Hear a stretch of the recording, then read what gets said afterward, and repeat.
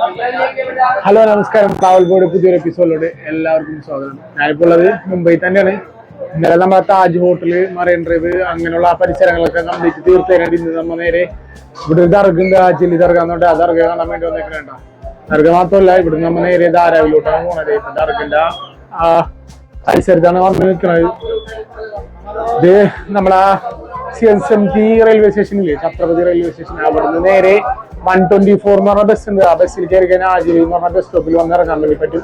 അവിടുന്ന് കുറച്ച് നടന്നാൽ മതി നേരെ ഈ ദർഗയിലോട്ട് എത്താം. കടലിന്റെ അടുത്തുള്ള ദർഗയാണ്. അപ്പൊ ദർഗയിലോട്ട് നമ്മ അങ്ങോട്ട് പോണേ. ആ കാണുന്ന വഴി എന്നാണ്ട നമ്മ വന്നത്. നേരെ അവിടുന്ന് വന്നിട്ട് ഈ കാണുന്ന വഴി നേരെ അങ്ങോട്ട് പോകണം. ഇവിടെ വരുമ്പോ തന്നെ ഇങ്ങനെ കുറെ ഒരുപാട് കടകളൊക്കെ കാണാട്ടാ. ഈ ദർഗയിലോട്ട് ആവശ്യമായിട്ടുള്ള പട്ടും എല്ലാ ദർഗയിലൊക്കെ കാണാൻ തന്നെ. പിന്നെ ഇങ്ങനത്തെ ചെരുപ്പ് കടകള്, കുറെ കടകളൊക്കെ ഉണ്ട്. ഇങ്ങനെ ഏരിയ മൊത്തം ഇങ്ങനെ കടകളായിട്ട് നേരെ ഇത് കടലിന്റെ അരിയത്തോട്ടാണ് ഈ പോണത്. കടലിന്റെ അരിയത്താണ് ഈ ദർഗ നിൽക്കുന്നത്. ബസ്സുകളൊക്കെ ഉള്ള സ്ഥലം കഴിഞ്ഞാൽ ഇങ്ങനെ ഒരു അണ്ടർഗ്രൗണ്ട് പോലെ വരും കേട്ടോ. അണ്ടർഗ്രൗണ്ടിൽ നിന്ന് നേരെ ഇങ്ങോട്ട് പുറത്തോട്ട് ഇറങ്ങുമ്പോ തന്നെ നേരെ ദർഗ കാണാം കേട്ടോ. ഏഷ്യയിൽ തന്നെ കടലിന്റെ തീരത്തുള്ള ഏക ദർഗയുണ്ട്. ഓക്കെ, കടലിന്റെ നടുക്ക് ഇങ്ങനെ ഒരു പാത പോലെ ഉണ്ട്. അതിൽ കൂടെ നേരെ നമുക്ക് ദർഗയിലോട്ട് പോവാം. അത് നടക്കണ ഒരു മൊത്തം നനഞ്ഞീനാണ് പോണത്. പക്ഷെ രണ്ട് സൈഡിൽ നിന്നും വെള്ളം ഇങ്ങനെ അങ്ങോട്ട് ഇങ്ങോട്ട് അടിച്ചിട്ടാണ് നേരെ പോണത്. അടിപൊളി ഏരിയല്ലേ. മുസ്ലിങ്ങൾ മാത്രമല്ല കേട്ടാ, ജാതിപേരം തന്നെ ഇഷ്ടംമാരെ ആൾക്കാർ ഇവിടെ ഒരു ടൂറിസ്റ്റ് കേന്ദ്രം പോലെ ഇഷ്ടംമാരെ ആൾക്കാർ നേരെ വരുന്നുണ്ട്. ദർഗ സന്ദർശിക്കാനായിട്ടും വരുന്നവരുണ്ട്. അതല്ലാണ്ട് ഇവിടെ വന്നിട്ട് ഇതുണ്ടല്ലോ ഫോട്ടോസും കാര്യങ്ങളൊക്കെ എടുത്ത് നല്ലൊരു സ്ഥലമല്ല. ഇതിങ്ങനെ സന്ദർശിക്കാനായിട്ട് ഒരുപാട് ആൾക്കാർ വരുന്നുണ്ട്. രാജിന്റെ അവിടെ കണ്ടില്ലേ, അതൊരു ഇവിടെ ഉണ്ട് കേട്ടോ. നിങ്ങള് കുറെ എണ്ണം ഇങ്ങനെ കടലിൽ കിടക്കാൻ. ആജലി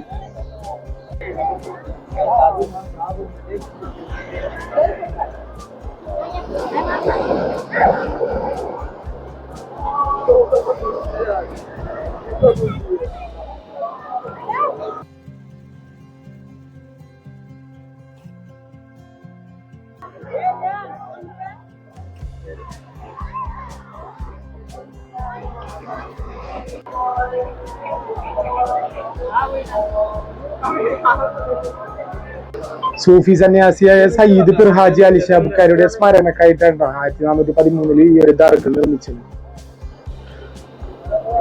ദർഗയുടെ ചരിത്രം പറയാൻ എന്താന്ന് വെച്ചിട്ടുണ്ടെങ്കിൽ, പുള്ളി മക്കയിലോട്ട് യാത്ര തിരിക്കുകയും യാത്രക്കിടെ മരണപ്പെടുകയും അങ്ങനെ പുള്ളിയുടെ കഫൻ കടലിലൊഴിക്കാനാണ് പുള്ളിയുടെ ആഗ്രഹം ഉണ്ടായിരുന്നത്. കടലിലൊഴിച്ചിട്ട് ആ കഫം എവിടെ അടിയുന്നോ അവിടെ മറവ് ചെയ്യണമെന്നായിരുന്നു പുള്ളിയുടെ ആഗ്രഹം. അങ്ങനെ നേരെ ഈ വോർലി കടൽ തീരത്ത് വന്നടിയുകയും ഇവിടെ മറവ് ചെയ്യുകയാണ് ഉണ്ടായിരുന്നത്. ദർഗന്റെ ഉള്ളിലോട്ട് കയറിയട്ടമ്മ. ഉള്ളിൽ വരുമ്പോഴേ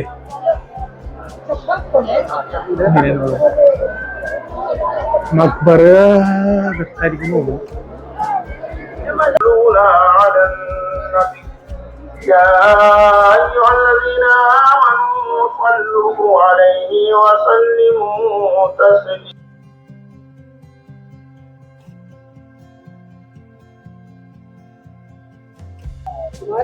അവിടുന്ന് ഇറങ്ങിയിട്ടാ ദർഗയില് ചെറിയൊരു സീനൊക്കെ ഉണ്ടായിരുന്നു. നല്ല അമ്മ വീഡിയോ എടുക്കണായിരുന്നു. എല്ലാരും കണ്ടില്ലേ, വീഡിയോ എടുത്തിട്ട് തന്നെയാണ് വന്നത് അല്ലേ. ഓക്കെ, എല്ലാരും അതിന്റെ ഉള്ളിൽ വീഡിയോ എടുക്കുന്നുണ്ട്. അവര് പറയുന്നത് എന്താന്ന് വെച്ചിട്ടുണ്ടെങ്കിൽ, അത് പേഴ്സണലാണ്, നീ യൂട്യൂബിലോട്ട് ഇടാൻ വേണ്ടിട്ടല്ലേ. ഈ എടുക്കുന്നവരൊന്നും യൂട്യൂബിൽ ഇടൂലെന്ന് എന്താണ് ഉറപ്പ്? അവരുടെ സ്റ്റിക്കും ഇതൊന്നും ഇല്ലാത്തതുകൊണ്ട് അവർ യൂട്യൂബിൽ ഇടില്ല എന്ന് അർത്ഥമൊന്നുമില്ലല്ലോ. അതുമല്ല, യൂട്യൂബില് ഒരുപാട് വീഡിയോസ് ഈ ദർഗയുടെ എടുക്കുന്നുണ്ട്. എവിടെ ചെന്നാലും നമ്മക്ക് ഈ വീഡിയോ ഒക്കെ തന്നെ അറിയാം. അങ്ങനെ അതിന്റെ ഫുൾ വീഡിയോസും ഡിലീറ്റ് ചെയ്ത് ഞാൻ ഇപ്പൊ രണ്ടാമത് പുറത്തുനിന്നൊക്കെ എടുത്താണ്. ഉള്ളിൽ നിന്നുള്ള കുറച്ച് വിഷ്വൽസ് ഒക്കെ ഉണ്ടായിരുന്നു. അത് വീട്ടിൽ കാണിക്കണമൊക്കെ പറഞ്ഞിട്ടാണ് തൽക്കാലം ഒരു 2 വീഡിയോ വെച്ച് ബാക്കി എല്ലാവരും ഡിലീറ്റ് ചെയ്തതാണ്. എന്തൊക്കെ ആൾക്കാരാണ്. തിരിച്ചു പോകാനാണ്. പിന്നെ അധികം നിന്നില്ല അവിടെ.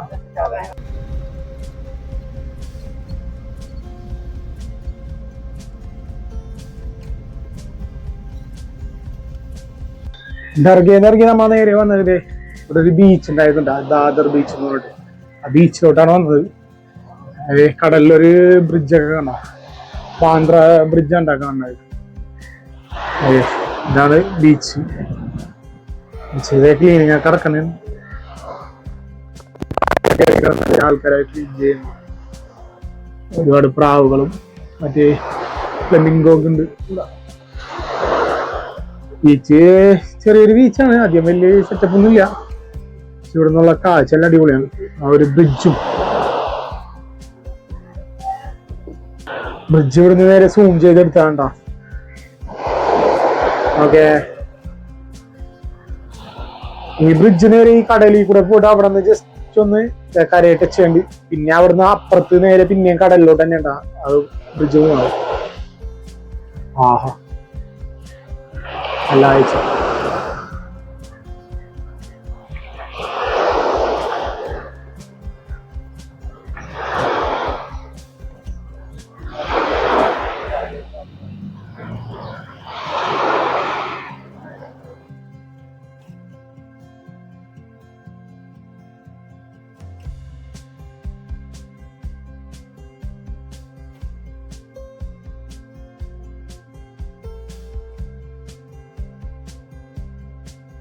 ബീച്ചിൽ നിന്ന് അങ്ങനെ ഇറങ്ങിയാട്ടമ്മ. പിന്നെ അടുത്തത് നമ്മ നേരെ ധാരാവിലോട്ട് പോണേണ്. അപ്പൊ ധാരാവിലോട്ട് പോകും മുമ്പ് തന്നെ ദാദർ എന്ന സ്ഥലത്ത് ഒരു ദോശക്കട ഉണ്ട്. റീലിൽ കണ്ടാണ് ഒരു വെറൈറ്റി സെറ്റപ്പ് ആണ് അവിടെ. അപ്പൊ എന്തായാലും അവിടെ നിന്ന് പോയിട്ട് നമ്മ നേരെ ധാരാവിലോട്ട് പോകും. ഇവിടുന്ന് ഈ ട്രാൻസ്പോർട്ടേഷൻ കുറച്ച് ബുദ്ധിമുട്ടാണ്. ബസ്സൊക്കെ എങ്ങോട്ടാണ് ഏതാണെന്നൊന്നും അറിയില്ല. അപ്പൊ ഓരോരുത്തരോട് ചോദിച്ചിട്ടൊക്കെയാണ് അതിങ്ങനെ പോണത്. അപ്പൊ തന്നെ ഇങ്ങോട്ട് ടാക്സിക്കാ വന്നത്. അയാളുടെ ദാദർ എന്ന് പറഞ്ഞിട്ട് അയാള് ഇങ്ങോട്ട് ഒരു അമ്പലത്തിലോട്ട് ഒരു ടീം കൊണ്ടായിരുന്നു. അപ്പൊ അവരപ്പം എന്നെയും കേട്ടിട്ട് എന്നിവിടെ ഇറക്കി തന്നു. ഇവിടുന്ന് നേരെ അപ്പുറത്തെ സ്ഥലത്തോട്ട് പോകണം.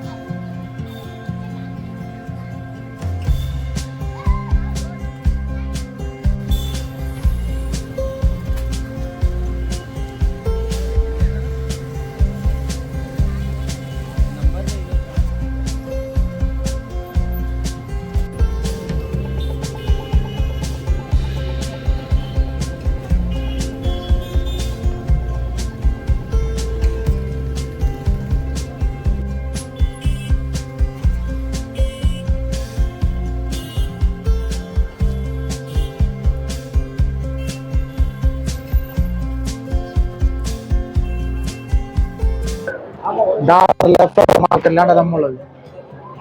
ഓഹ്, നല്ല തിരക്കെന്ന് പറഞ്ഞ ഒരു രക്ഷയില്ല. അതിന്റെ ഇടയില് അവിടെ നിറച്ച് പ്രാവുണ്ട്. അതിന്റെ കുറച്ച് വിഷ്വൽസ് ഒക്കെ എടുത്തിട്ടുണ്ട്. നല്ല ക്രൗഡ് ഏരിയ ആണ്. നേരെ ആ ദോശക്കടയിലോട്ട് പോണ വഴിക്കുള്ള കാഴ്ചകളൊക്കെ നീ കാണുന്നത്. ഓക്കെ, തിരക്കെന്ന് പറഞ്ഞ രക്ഷയില്ല, നല്ല തിരക്ക്. മറ്റേ ആ സിറ്റി ലൈഫിൽ നിന്നൊക്കെ മാറി ഇങ്ങോട്ട് ഉള്ളിലോട്ട് വന്നപ്പോൾ ഉള്ള കാഴ്ചകളാണ് ഈ കാണുന്നേക്കാം. അവിടെ അതാണ് ഇപ്പം തിരക്കൊന്നും ഉണ്ടായിരുന്നില്ല. ആ താജിലൂടെയൊക്കെ പോയപ്പോൾ ഇത്രയും ക്രൗഡ് ഞാൻ കണ്ടത്. പക്ഷെ ഇവിടെ രക്ഷയില്ലാത്ത ക്രൗഡ്.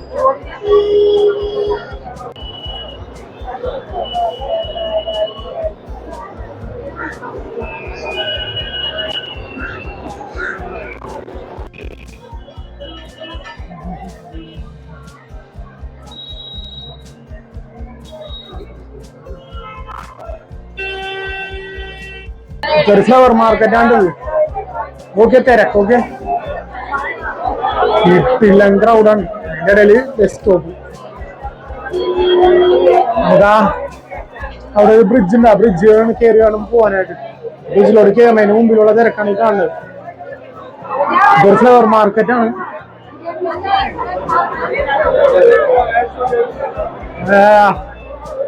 ബലേബേഷ്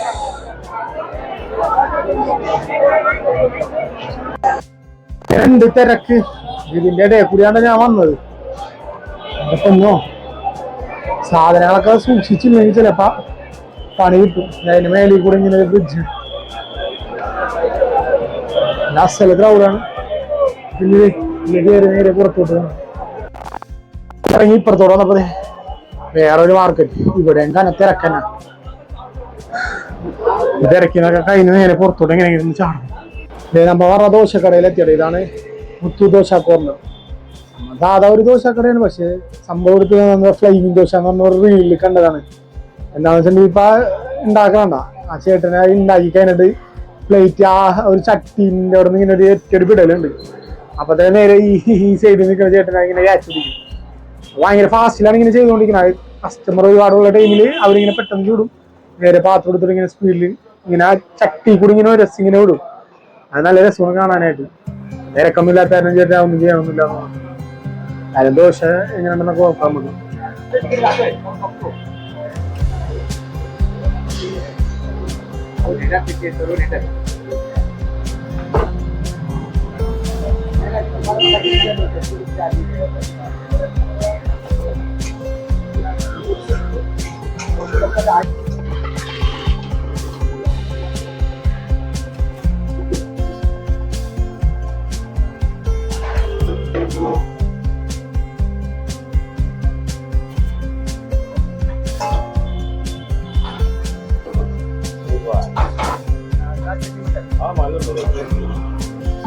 ദോശ ഇട്ട് വിടാം. സാധാ ദോശ, മസാല ദോശ, മൈസൂർ ദോശ, മസാല ദോശ, മൈസൂർ മസാല, സാധാ മസാല ദോശ എല്ലായിടത്തും കാണാറുള്ളത്. അത് മൈസൂർ മസാല ദോശ, അത് സാധാ ദോശ. നമ്മളും പറഞ്ഞു ഒരു മസാല ദോശ കേട്ടോ, കഴിച്ചോക്കട്ടെ എന്നിട്ട് അഭിപ്രായം പറയാനുണ്ട്.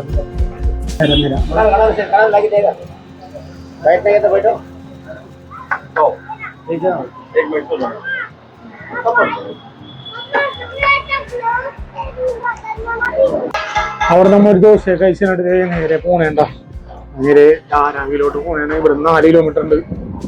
കാണാൻ വന്ന കാഴ്ച അങ്ങനെ കാണാൻ പറ്റില്ല. എന്ന് വെച്ചാൽ ശനി ഞായറായിരിക്കും നല്ല തിരക്കുള്ള ടൈമിലാണ് ആ കല്ലിക്ക് ഇങ്ങനെ ആ ദോശ ഇങ്ങനെ സ്ലൈഡ് ചെയ്ത് വിടും. നല്ല സ്പീഡിലും പണിയെടുക്കുക ചേട്ടൻ. കാഴ്ച പിന്നെ പറഞ്ഞിട്ട് കാര്യമില്ല, എവിടെ ചെന്നാലും ഇങ്ങനത്തെ അവസ്ഥ തന്നെയാണ്. മൂഞ്ചിലാണ്. അപ്പൊ കുഴപ്പമില്ല, ആ കട കാണാൻ പറ്റിയല്ല. ഒരു ദോശയും കഴിച്ച് നല്ല ടേസ്റ്റുള്ള ദോശയായിരുന്നു. പിന്നെ എന്തായാലും ധാരാവിലോട്ട് ചെല്ലാം.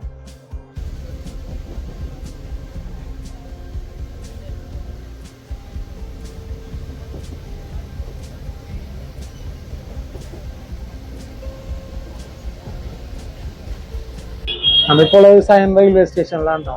ദാദറിൽ നേരെ ലോക്കൽ ട്രെയിൻ പിടിച്ചിട്ട് നേരെ ഈ സയൻ എന്നുള്ള സ്ഥലത്തോട്ട് വന്ന് ഇതിന്റെ അടുത്ത് തന്നെയാണ് ധാരാവി ഉള്ളത്. അപ്പൊ നമുക്ക് നേരെ പുറത്തിറങ്ങിയിട്ട് ധാരാവിലോട്ട് പോവാം. ധാരാവിൽ സ്റ്റേഷനില്ല, അതുകൊണ്ട് നമ്മുടെ ഈ സ്റ്റേഷനിലാണ് വന്ന് ഇറങ്ങിയത്.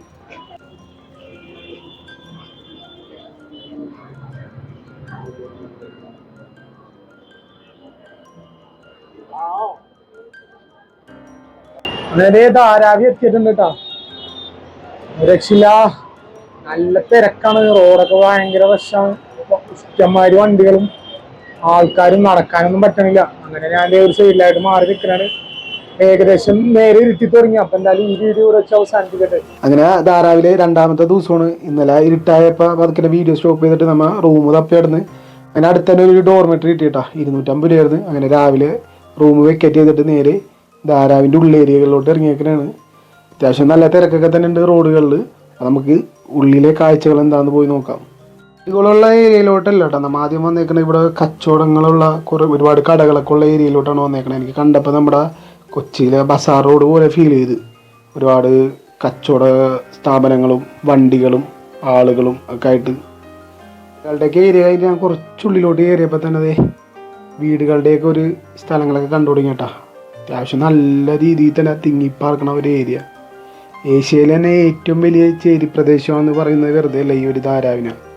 12 ലക്ഷം ജനങ്ങൾ 2 കിലോമീറ്റർ ചുറ്റളവിൽ തിങ്ങിപ്പാർക്കുന്ന ഒരു ഏരിയയാണ് ഈ കാണുന്നത് കേട്ടോ. മുംബൈയിലെ തന്നെ 2 പ്രധാന സബർബൻ റെയിൽ പാതകളായ വെസ്റ്റേൺ സെൻട്രൽ റെയിൽവേ പാതകൾക്കിടയിലാണ് ഈ ധാരാവി നിലകൊള്ളുന്നത്. ഒരു ചേരി പ്രദേശമാണെങ്കിലും പക്ഷേ ഇവിടെ താമസിക്കുന്നവരൊന്നും ദരിദ്രരല്ല കേട്ടോ. അത്യാവശ്യം വ്യവസായം നടക്കുന്ന ഒരു ഏരിയ കൂടിയാണിത്. അതുപോലെ തന്നെ വസ്ത്രനിർമ്മാണം, കളിമൺ പാത്ര നിർമ്മാണം, റീസൈക്ലിംഗ് എന്നിങ്ങനെയുള്ള ഒട്ടനവധി വ്യവസായം ഇവിടെ വൻതോതിൽ നടക്കുന്നുണ്ട്.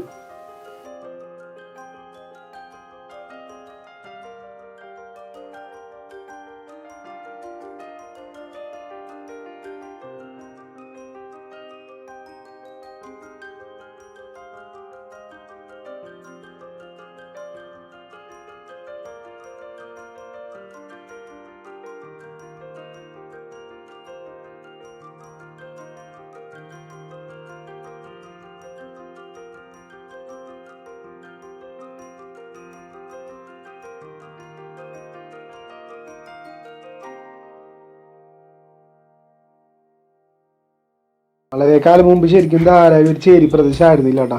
അന്ന് ഇതൊരു മുക്കുവ ഗ്രാമമായിരുന്നു, കോളി മുക്കുവരായിരുന്നു കേട്ടോ ഇവിടെ ആദ്യം താമസിച്ചുകൊണ്ടിരുന്നത്. ഇപ്പോൾ താമസിക്കുന്നവർ കൂടുതൽ പേരും പുറം നാടുകളിൽ നിന്ന് വന്ന കുടിയേറ്റക്കാരാണ്. ഈ കുടിയേറ്റക്കാരിൽ തന്നെ ഗുജറാത്തിൽ നിന്നും കൊങ്കൺ പ്രദേശത്ത് നിന്നും വന്നവരാണ് ആദ്യ കൂട്ടർ. ഇവർ സൗരാഷ്ട്രയിൽ നിന്ന് വന്ന കളിമൺ പാത്ര നിർമ്മാണക്കാരുണ്ട്. ധാരാവിൽ ഇന്ന് കാണുന്ന കുമ്പർവാടകൾ എന്ന് പറയും, അവരും ഇങ്ങനെ തന്നെ വന്നാണ്ടാ. പിന്നെ അതുപോലെ തന്നെ ഉത്തർപ്രദേശിൽ നിന്ന് വന്ന എംബ്രോയിഡറി തൊഴിലാളികളുണ്ട്, അവരാണ് ഇവിടെ ആദ്യമായിട്ട് റെഡിമെയ്ഡ് വസ്ത്രാവ്യാപാരം ആരംഭിച്ചത്. അതുപോലെ തന്നെ തമിഴ്നാട്ടിൽ നിന്ന് വന്ന തുകൽ പണിക്കാരായ മുസ്ലിങ്ങളാണ് ഇവിടെ ടാനിങ്ങിന് വ്യവസായത്തിന് ആദ്യമായിട്ട് തുടക്കമിട്ടത്. പിന്നെ മുറുക്ക്, ചിക്കി, മൈസൂർ പാക്ക് എന്നിങ്ങനെയുള്ള പലഹാരങ്ങളുടെ കച്ചവടവും തുടങ്ങി. അങ്ങനെ പണ്ടത്തെ മുക്കുവ ഗ്രാമത്തോട് യാതൊരു സാദൃശ്യവും ഇല്ലാത്ത ചേരി പ്രദേശമായിട്ട് ഇന്ന് കാണുന്ന ധാരാവി മാറുകയാണുണ്ടായത്.